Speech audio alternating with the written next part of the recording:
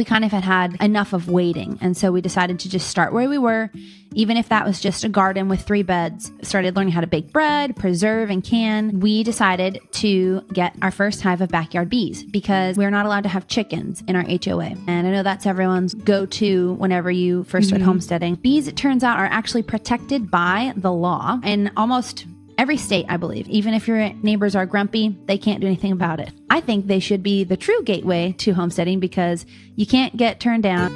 My name is Lisa, mother of 8 and creator of the blog and YouTube channel Farmhouse on Boone. Join me as I share with you my love for creating a handmade home from scratch cooking and a little mom and entrepreneur life along the way.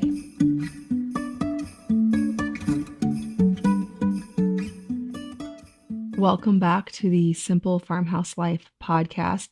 Today, we are going to be chatting with Katie Brandt from Sweet Gum Spot, all things suburban homesteading.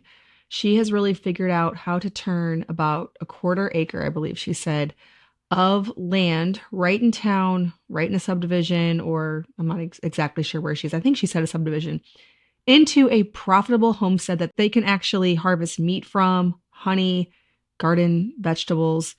She has taken such a small amount of space and turned it into something that really serves her family, which so many of us want to do, but feel like we really have to wait until we can afford larger land or get out of an HOA. We're going to be talking about all that because she actually has an HOA and has figured out things that she can raise that don't really violate that.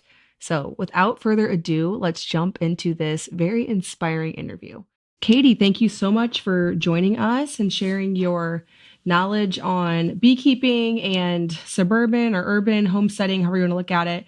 A lot of people have the dream of wanting to have a homestead. And so this topic's really near and dear to my heart because I feel like I was a homesteader long before we moved to an actual homestead with acreage. And so many people can have that and they feel like they can't. So let's start by sharing a little bit about you, your story, where you live, and what homesteading looks like for you. Absolutely. Well, first off, Lisa, thank you so much for having me. This is probably the biggest moment of my homesteading journey so far. It's a real honor to be here. I've listened to you and watched you for years. Pretty much everything I've learned about baking bread, I've learned from you. And so thank you for that. Cool. But Thanks. yeah, it's really, you're an awesome teacher and a role model. So I'm honored to be here. A little bit about me. I'm originally from Pittsburgh, Pennsylvania, grew up in the city and the suburbs there, went to school for music and theater. So I was an actor and a singer by trade. Then when I was in graduate school, getting my master's in acting, I realized, oh gosh, you know what I'd love to do? Be a mom and spend some time, living a simpler life and growing my own food. And that is kind of the road that we've been on since then. My husband and I since moved to Fort Wayne, Indiana for his job. And he's from Chicago. So it's the closest thing to a midpoint for us. And when we started that, kind of feeling that urge to homestead and to kind of be prepared and just, I don't know, have a relationship with our food and know the whole story down in Georgia, it started by just growing things on our balcony. And we had a couple little pots. I actually have photographic evidence of our first trip to Home Depot where we got not a regular cart, like one of the long carts, with like all the dirt. And I think we spent $40, and on a grad school budget, that was a lot of money. And so we got all this stuff, set up our balcony garden. And I think that year or the year after, my husband knocked the lettuce over onto the ground down below. And then roofers knocked roof tiles onto our garden on the balcony and ruined everything. And so that was our first experience with things being out of your control when it comes to growing things, which there are many. So that kind of just fueled the fire for us, along with really just wanting to be in more control of like the nutrients and the health and the ingredients in our food, started cooking from scratch more, which then led us, once we moved to Fort Wayne, we got our first house, which by that point, so it started off like we would joke, one day we're going to have a farm. Wouldn't that be so funny? And then it moved to, but it would actually be really cool to have a farm, but let's not tell anyone. And then it moved to, we're going to tell our family and they all think we're crazy, but that's okay. And so we still are looking for that, end perfect property, that dream land, but we're in the suburbs. And when we got our first house, we kind of had, enough of waiting. And so we decided to just start where we were, even if that was just a garden with 3 beds. That has since expanded into 6 beds and another in-ground area that we removed a whole tree so we could expand, and then started learning how to bake bread, preserve and can. And then 2 years ago, I think it's a year or 2 years ago, it might be just over a year, actually, about 18 months, we decided to get our first hive of backyard bees because we're not allowed to have chickens in our HOA. And I know that's everyone's go-to whenever you first start homesteading, or if you're in the suburbs. But yeah, so we were like, we can't get chickens. What can we do? And bees, it turns out, are actually protected by the law in almost every state, I believe. And so you can't, even if your neighbors are grumpy, they can't do anything about it, which we don't have grumpy neighbors, thank goodness.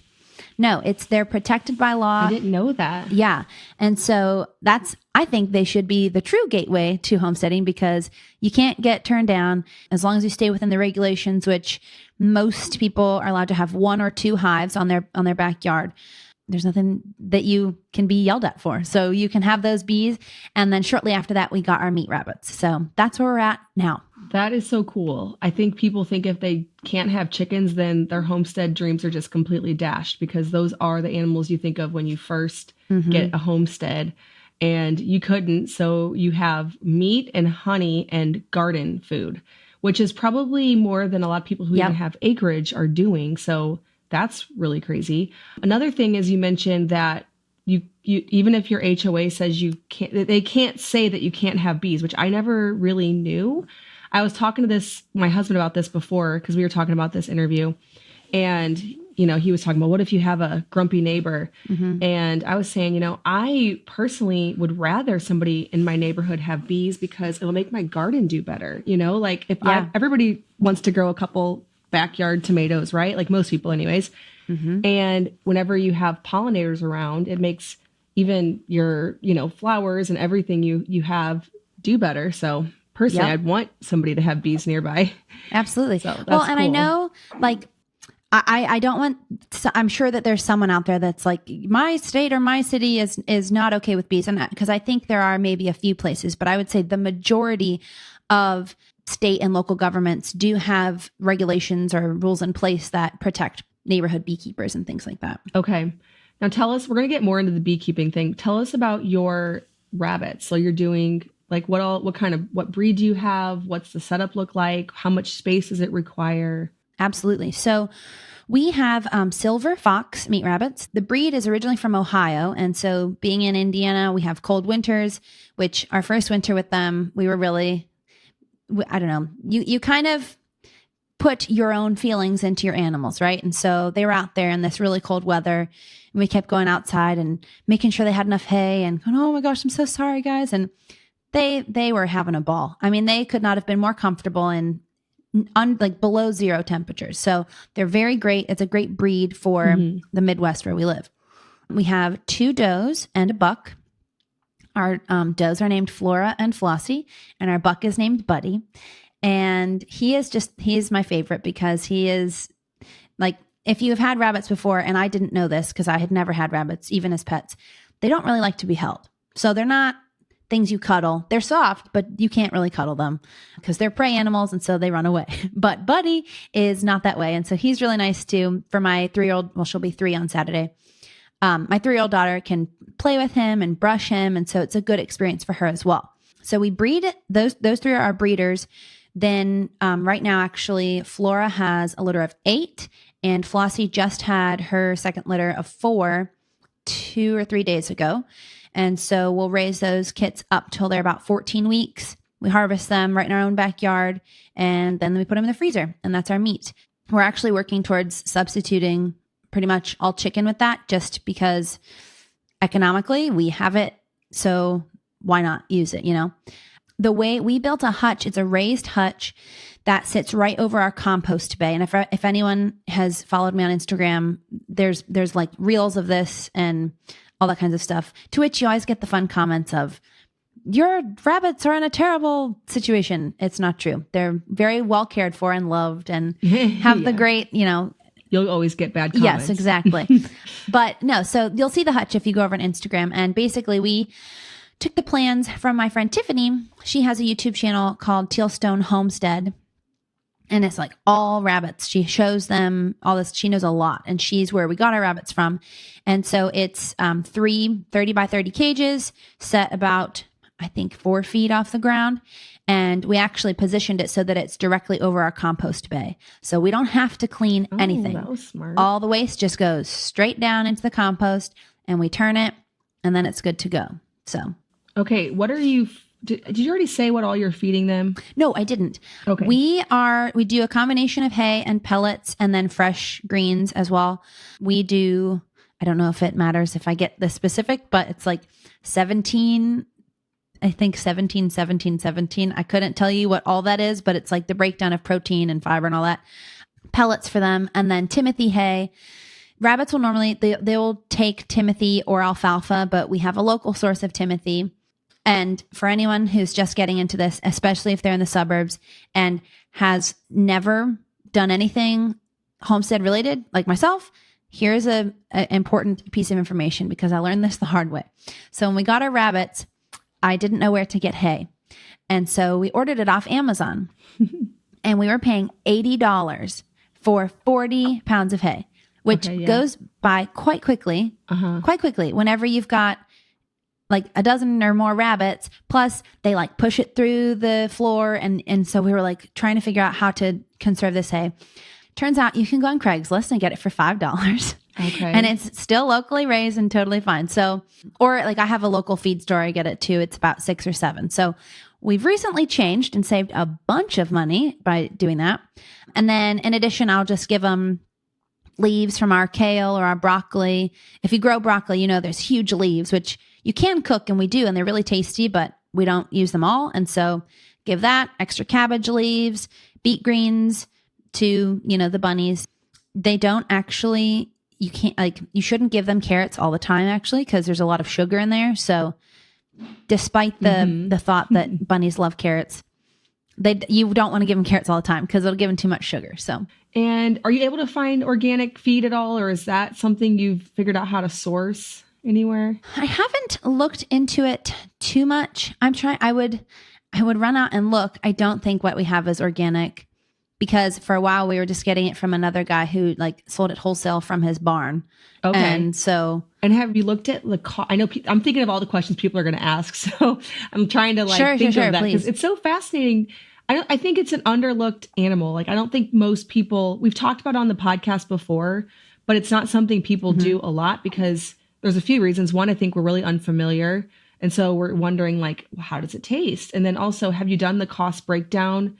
If you were to do what you're doing, feed a couple of rabbits, feed the babies till they're 14 weeks, how does the cost break down versus like chicken? Yeah, absolutely. So first off, I will say like with the taste and everything, that was something that I was unfamiliar with as well. And we both had, I think my husband had maybe had it once or twice, but we jumped into it and we're like, well, this is we're just looking for something that we can do in this space. And so we're like, well, we're going to learn to like it, even if we don't. Yeah. But it turns out someone described it to me as a cross between pork and turkey. And I would 100% agree with that. It's like that's fine. Super tender pork chop with mild turkey. I don't know. It's really good. It's mild because I consider both of those meats. I mean, like unless you make it into bacon or sausage or whatever, like not super flavorful, but also like good, but not, you know what I mean? Like not hard to like. No, it kind of takes on what you make with it. So season it. Yeah. Some of the things that we've done, obviously we've done crock pot, we've roasted it. My favorite way over the summer was grilling it. And we have like a big green egg. And so we would marinate it in, I think, olive oil, lemon juice, and honey with a little bit of rosemary and thyme. And then you grill it. And over that open flame, it gets a little bit of smoke flavor. And oh man, it was so good. And also we recently did the front legs as like rabbit wings, buffalo wings, which are really good too. Yeah. But in terms of cost, I think it breaks down to about $4 a pound. And it might even be less because I did the math whenever we were paying the $80 and I was trying to figure out, okay. We got to figure something out here. And that was about $8 a pound. So if I'm taking $75 out of that equation, I would say it's $4 or less a pound. And then what's like boneless, skinless chicken? I mean, I don't know how you. I mean, organic, like if you're getting it organic and not, hormone filled, I mean, we're paying here in Indiana, at least like if I were to get it at the farmer's market from my farmer where I get everything else, it's like $10 a pound. Yeah. Yeah. And it's just so neat that it's something that you can do and the whole process, you can see how it works. And I know that this topic gets very controversial, even though it's funny because a lot of people who have controversial thoughts toward it do actually eat meat. I can understand like a vegan critiquing this conversation, but if you eat meat, I mean, like you really can't just because the animal looks cuter. It's still, than a chicken. Yeah. Well, that's and so logic. We had a woman come to take pictures for our business here over the summer on the farm, but it's in our backyard. And I don't know if she's vegan or vegetarian, but she actually was super she admired what we were doing because she, is kind of like, at least you're taking the matter into your own hands, Yes. and bearing that burden. Absolutely. That's respectable. Yeah, that's part of why we decided to do it as well, because it's just, at least we know that, like I said earlier, they're having a great life. They are well taken care of, well fed, and they're respected, and their sacrifice is absolutely appreciated a lot. Yeah, it's not lost on you. Yeah. No, not at all. And Harvest Day is not a fun day. It's not something we look forward to. Right. I tell a lot of people that. I will say once, because if you're rabbits, you have more than one to harvest in a day, right? And so once you kind of get into the flow, it is just all right, we got to get business done. But that first one of the day is always really tough because it's just we've enjoyed you, we love you, but now it's time for you to fulfill your purpose. So yeah, that is hard. But I think for everyone who eats meat, just the fact that we don't have to see it doesn't mean, because people will say, oh, I could never do that. But you are doing it. You're just not seeing it and feeling the weight of it, So I think that's a cool thing about homesteading and teaching all of that whole process to your kids. I mean, that's real life stuff, right? And I think that's really cool. So there's the first thing people can get into on a homestead. Yes. Yeah. And I mean, Charlie, well, like I said, she'll be 3 in a couple days and she's seen it all. And even our parents were like, oh gosh, don't do that in front of her. And we tried with the first litter, but if anyone who has young kids knows, you have a limited amount of time in your day. And if you need to get something done, sometimes they have to be there with you. And so she's not, she's running around the yard playing, but she's there when it happens and she knows, and she sees what the bunnies are meant for. And she knows, she will point to us and say, Buddy's our pet. This one is our food, and so she knows that they're here for a reason. Yeah. Yeah. She's making that distinction. Yeah.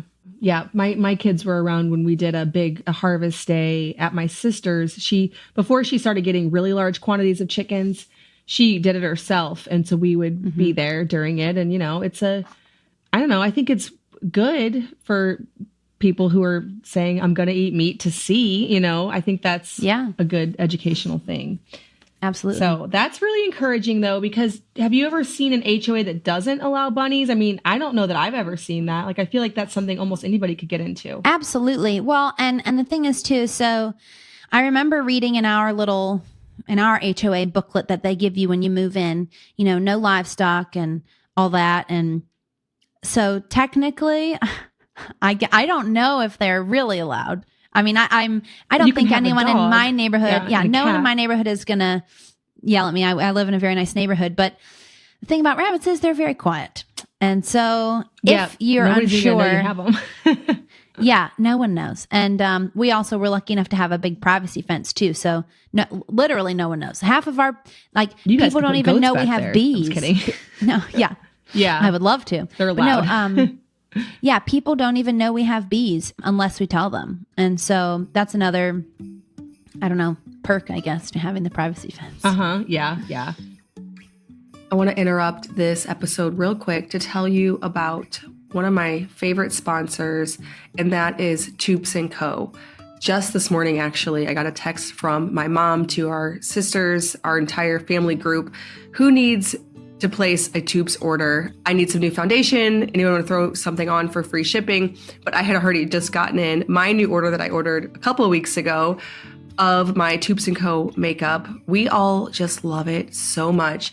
It has natural and organic, clean ingredients, nothing that you have to worry about as you are trying to improve your health, cook more clean in your home.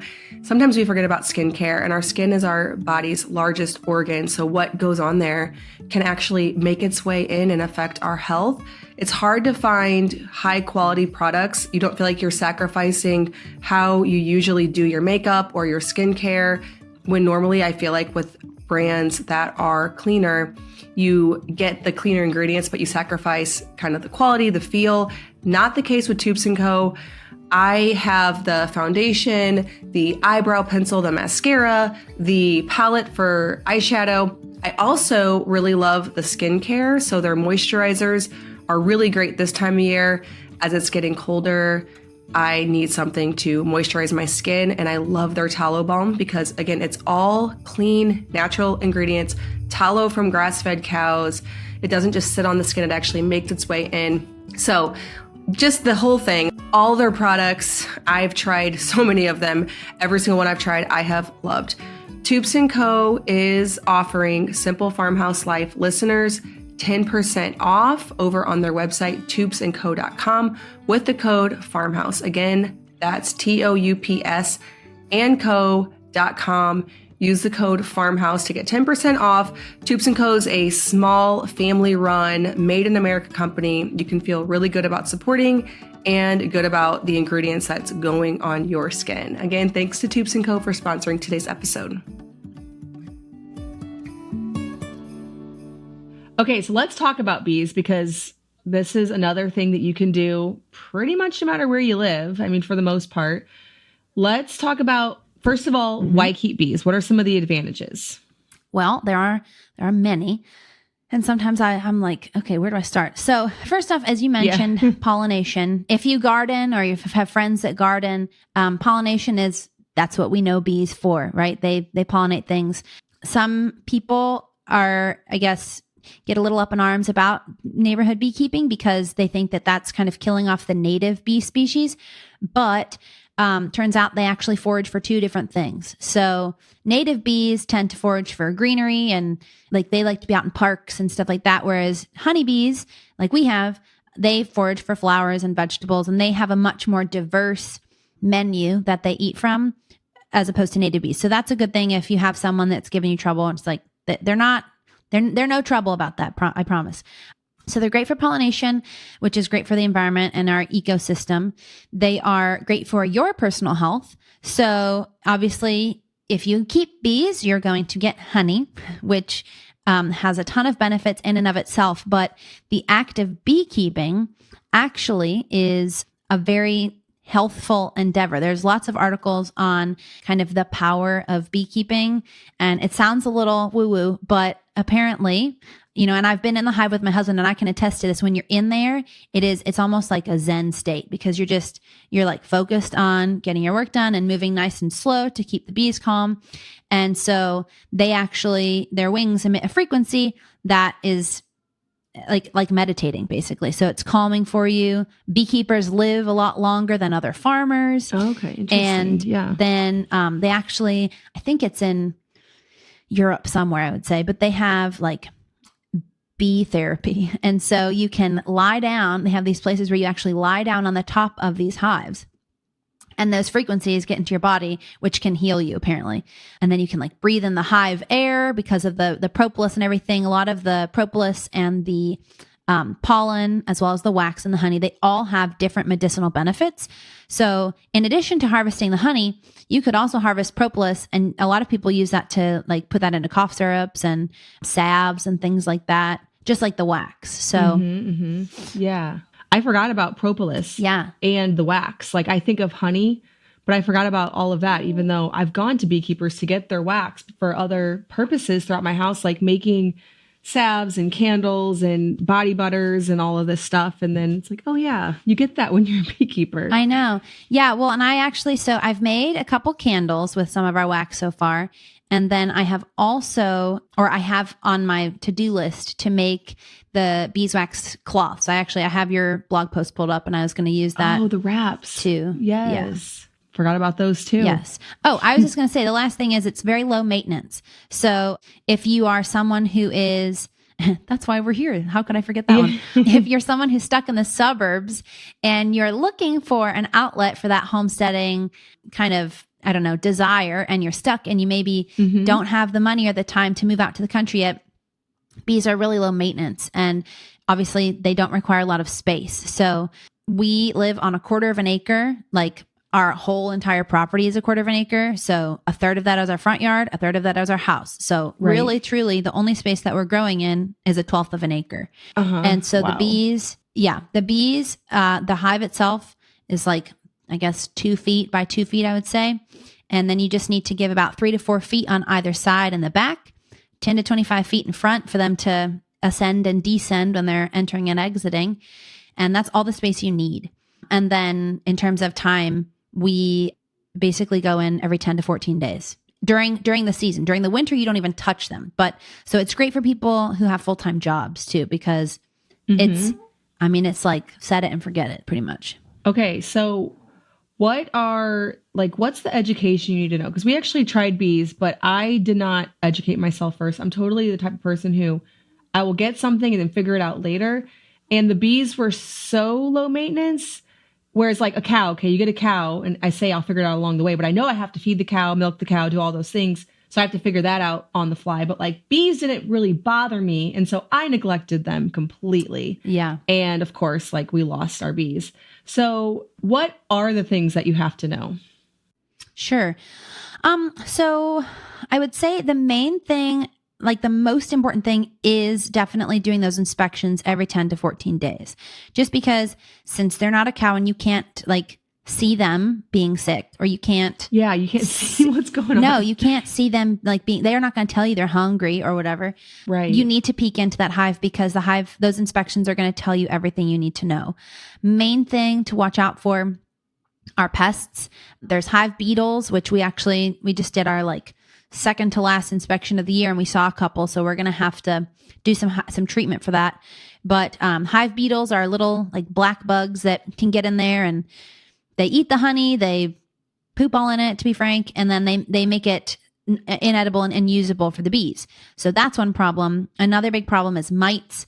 They can actually, I think they lay their eggs inside the larva of the bees. So then the bee grows up with this mite inside of it, makes it very sickly, and basically decimates the entire hive. Oh, wow. So that's like the worst case scenario of what could happen to your hive. Honey robbing is another thing. I know some people, like if they have bears, that's an issue. And there are other pests like mice and rats and possums and raccoons that love to get in there. So things you need to do to defend against that. Once you're in summer, basically, once you're in the heat of summer, like you said, you basically can just let it go. And spring and fall are your times where you might want to add a little bit of sugar water. So now some people, if they're pursuing natural beekeeping, they might not do that. But if you're not opposed to giving them a little boost in the springtime, just to get them going so they can, breed, because in the winter, basically, Missouri has cold winters, right? Yeah, I mean, it does. I would say it's probably very similar to Indiana. Okay.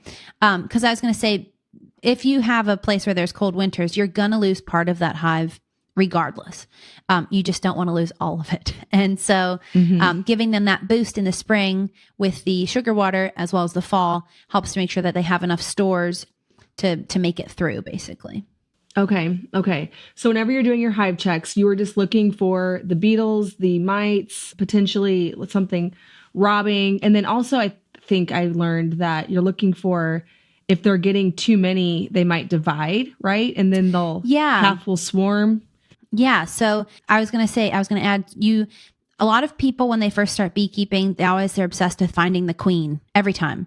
Yes. Yes. Unless you're a super experienced beekeeper, I mean, like, we're very new into this. I've been teaching people about beekeeping as I go. So we're like 18 months to 2 years into this, and we don't look for our queen every time. The thing you want to look for is brood, which would be eggs. So if you're looking at a frame and in the brood box, so like the hive is made up of different types of boxes.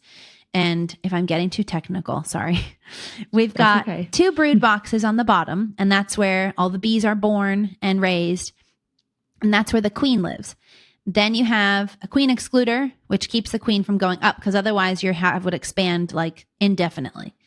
And then on top of that queen excluder, that's where your honey supers are. That's where you're going to get your honey from. So when you're doing your inspections, you go through all the boxes. And when you're in those brood boxes, you want to make sure you look in each of those cells. And if you see like a tiny little grain of rice, that's a larva. And then they'll get bigger. And then if you see like big wormy looking things, those are bee larvae, and those are brood. And so if you see brood being laid, you know your queen is alive and well, which is great. If you see they're like little, and you can Google it, and in the guide, I wrote a guide all about beekeeping, but in the guide, I show pictures. If you see like little cells that are sticking out of the frame and they're pointed upside down, those are queen cells. And so that means that another queen is being born potentially. And so that could be a sign that you might be getting close to a swarm. Another thing is if you're looking and like 70 to 80% of all of your frames are full of honey or full of bees and brood, that's another sign that you're either going to want to add another brood box or add a honey super or something like that. So those are 2 of the potential ways that you can prevent against swarming. Again, you'll just keep an eye out for that when you inspect. But in terms of if they actually swarm, we haven't had that happen yet. So I know you can split hives and things like that by kind of taking your current queen and moving her to a new box.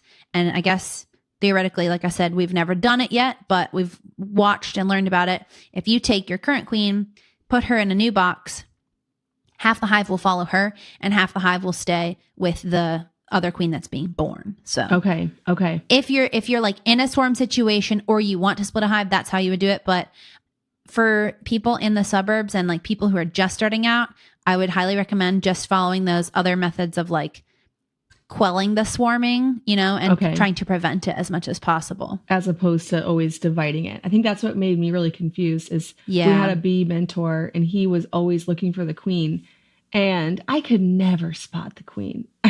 He's like, you see right there. And I'm like, I just can't see any difference. I mean, I know she's bigger. No. But she's not that and much I mean, bigger. I don't know if you had a wild hive or a marked queen so we bought our package of bees from a local apiary. And if you buy bees, and someone didn't catch them out in the wild, they'll often have a little dot on their back. So ours has a little neon green dot. Even though she has that dot. Oh, that would make it easy. Well, yes. Yes and no. Because I was going to say. Easier. Yes. Even though she has that dot, it's still like when you're going in there, she's not going to make herself known because she's the most valuable thing. So she hides at the very bottom, on the edge. Like you have to really look. But yeah, I mean, the more you go in there, the more you'll start to be able to tell. And also drones, who are like the male bees, they look different than worker bees as well. So they're a little bit bigger. They actually don't have any stingers. So the queen can sting you indefinitely. The workers sting you once and then they're dead. But the drones do not sting because they don't leave the hive. Their only purpose is to breed. So yeah, that's interesting.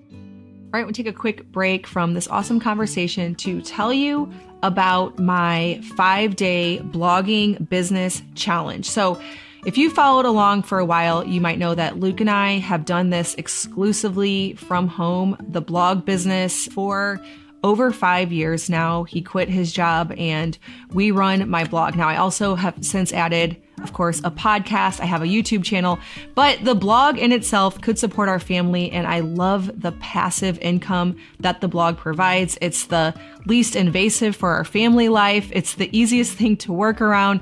If I had to get rid of every aspect of my business, the blog would be the last to go. I love to help students learn how to do this for their own families, for their own idea, their own business, with my 5-day blog challenge. So this is 5 days to narrow down your niche, craft your brand, and come up with a content plan for a successful blogging business. Blogging is one of those things that people think is dead, and I'm here to tell you that it is the most profitable part of my business, so it is so not dead. But the reason they think that is because there's a strategy to it. It's not just a journal anymore. That kind of content's reserved for Instagram, for YouTube. It's different, but as big of an opportunity as ever. So if you are interested in figuring out, or you're just curious, it's totally free, about blogging, you can join my challenge by heading to bit.ly/5-day blog challenge. That's bit.ly/5 day blog challenge. It's case sensitive, so all lowercase. All right, hope that is helpful for you. Okay, so have you been able to harvest honey yet from yours? And how much did you get? Like for a year, what can you expect? Yeah, that was the best part. And so it was a long wait, but it was worth it. So we harvested this past June, like kind of between June and July, because since it was our first year, I will say some of those milestones that you look forward to and plan for, we were caught off guard by them. And so we're doing things last minute. And so we harvested a couple different times with a couple different methods. And all in all, I think we ended up getting a little over 5 gallons of honey from 1 year. And that was because we didn't harvest, like we have another super out there right now that is basically full, but we left it for our bees for winter just because the hive beetles, and we'd noticed that there wasn't as much honey as we would like in the brood boxes. And so we want to give them, like the chance to be okay throughout the winter. But on average, people can expect between 5 to 10 gallons, depending on the year, how many times you harvest, because you can, if you play your cards right, you can actually get 2 harvests in 1 year. Oh, that's cool. Okay, that is really good to know. And it's just so satisfying. Like you might think, I can get honey from a local farm. I can just buy it, which for some people that's totally fine. But some people just really have the desire to see how an entire process works and bring something in that they are responsible for completely cultivating. And that's what's so exciting about it. Absolutely. And I mean, at least around here, a quart of honey goes for around $18. So if you think about that times 4 for a gallon, however many gallons you get, it's a decent amount of honey that you can use for yourself. You can gift. Honey never goes bad. They found honey in the Egyptian pyramids that is still good. But, and I know like beekeeping does have an upfront cost, but once you have the equipment, like those hives you can keep reusing. So that honey, that value, that $18 or more per quart, that's only going to, pay you back basically in dividends. Okay. A few questions from the listeners. First, on safety, how often do you get stung? So I have never gotten stung. Okay. My husband got stung once and my daughter got stung once. And that's over 18 months. So we are the wimpy beekeepers. We're not wimpy, but people will make fun of you because we wear our suits regularly. If you wear your suit, you are going to cut those chances of getting stung down drastically. My husband did get stung through his suit. That's how it happened. But we were working with the hive on a really hot day. They can be a little more aggravated in the heat.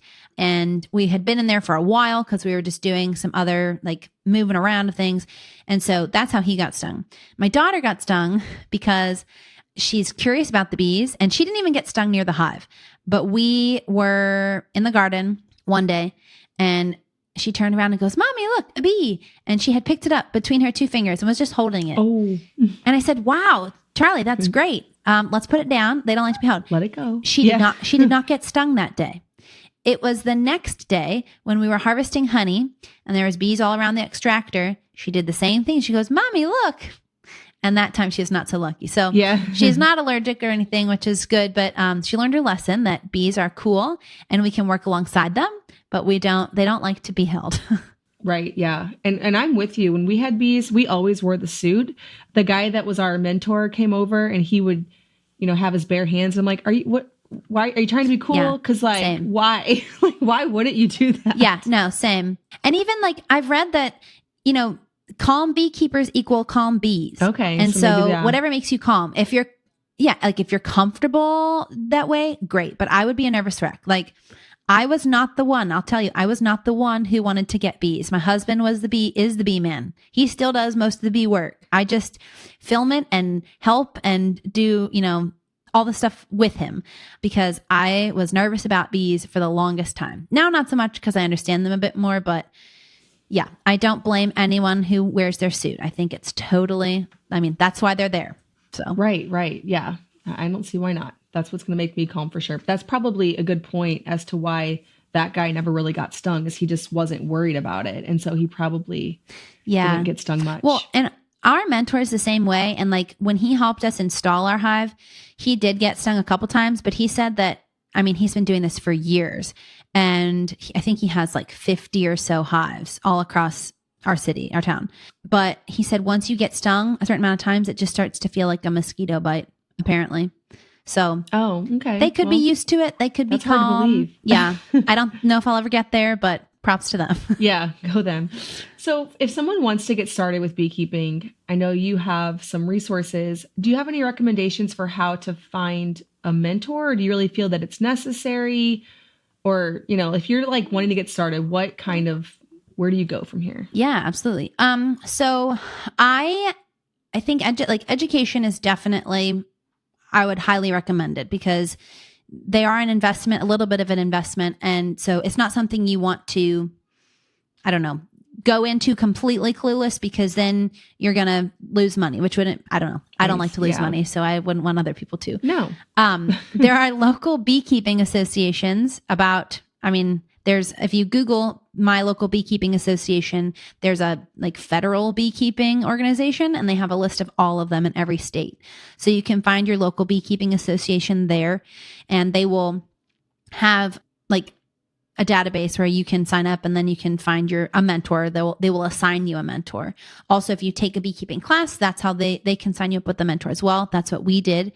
I wouldn't say it's necessary. Like our mentor, I don't know how often your mentor came over. Ours came over, I think once maybe, but it's also just someone to text if you see something weird or if you're wondering when should I put this, for Formic Pro is like a fall thing that you do to prevent against the mites. Like when should I put that on? You can text your mentor.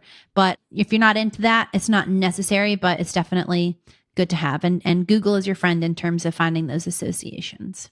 Yes. Cool. Okay. That's good to know. Okay. Well, as people head into the new year and plan out their homestead dreams for this upcoming spring, summer, what kind of resources do you have specifically for suburban homesteaders and where can everybody find you? Absolutely. Well, so yeah, like you said, it's almost Christmas time. So while this will air, supposedly. So yes.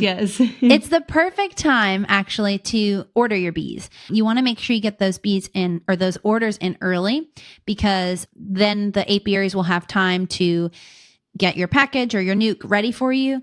And then that you're not going to be installing them when it's too hot because there's a whole other slew of issues that can happen if you get things. Basically, if you don't get them in their hive early enough, then they won't be ready for winter. It's all about getting them through winter, really, in the end. Yes. So I wrote, since we started our whole process, and like I said, there were a couple, times where we were in our garage 10:30 at night painting hives and running to the bee store, trying to prevent these swarms and things. I wrote a guide called The Ultimate Guide to Backyard Beekeeping to hopefully prevent these headaches for other hobby beekeepers and new beekeepers out there so that they have something to reference, something to help prepare them. It's basically your entire first year of beekeeping written down from start to finish. It includes what we learned in our class, what we experienced, things to look out for, tips and tricks. And it's written from my perspective. So I'm a total normal person. Like I said, I did not grow up on the homestead or on a farm. And so there's a glossary in the back for any technical words, things that people might not understand. And so my whole goal was to make it accessible for people who have never been a part of this lifestyle and who are completely new to this and looking for an in. And so that's the goal with the guide. Also, I am on Instagram and TikTok.